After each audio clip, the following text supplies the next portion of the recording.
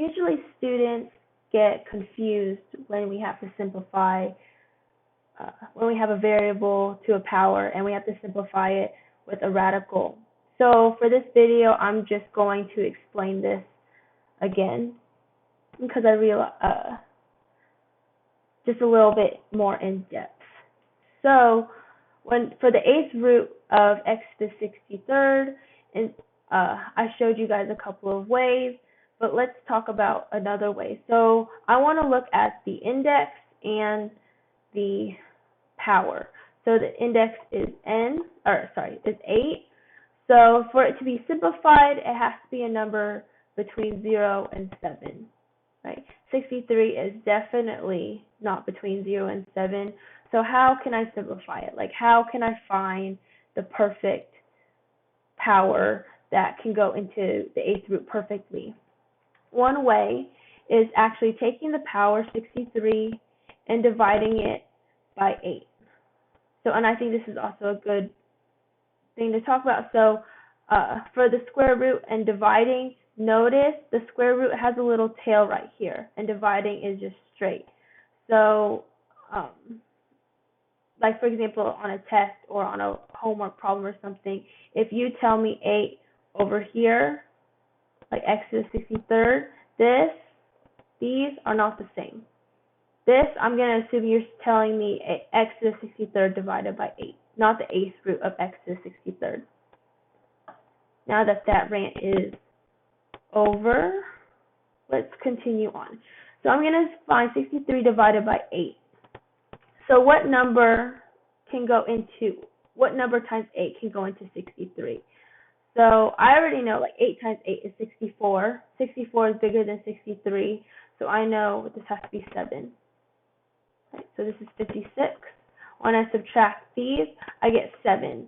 7 is less than 8. Right.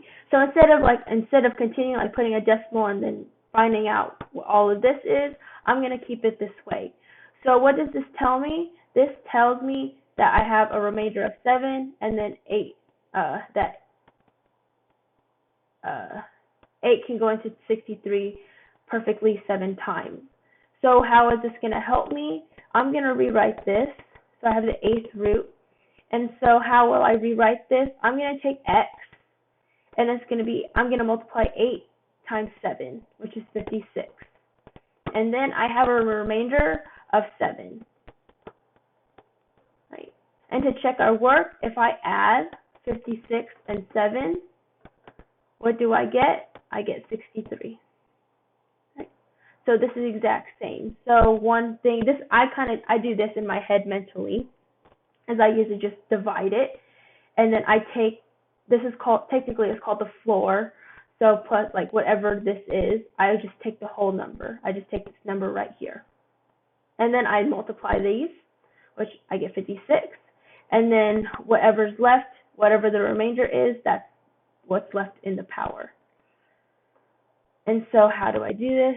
I usually just do 56 divided by 8, because as long as you understand the nth root of a, this is a to the 1 over n, right? And then for the exponent, it's always the numerator.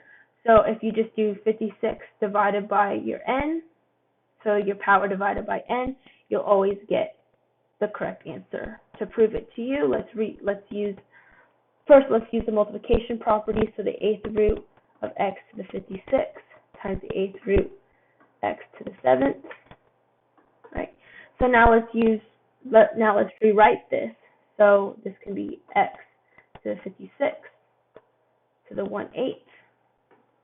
This is the 8th root x to the 7th. Right. So the power to the power rule, that means I can multiply these exponents. 56 times 1/8, that's 56 over 8. So what is 56 over 8? It is 7. So this is x to the 7th. This is 8x to the 7th. Right? I know that this is simplified, because as simplified as it can be, because the power is less than the index. Right? And this is our solution. So one thing, if you notice, is that this 7, it's right here. Right? So normally after you divide all of this, when you simplify the root, you will get the number you found right here.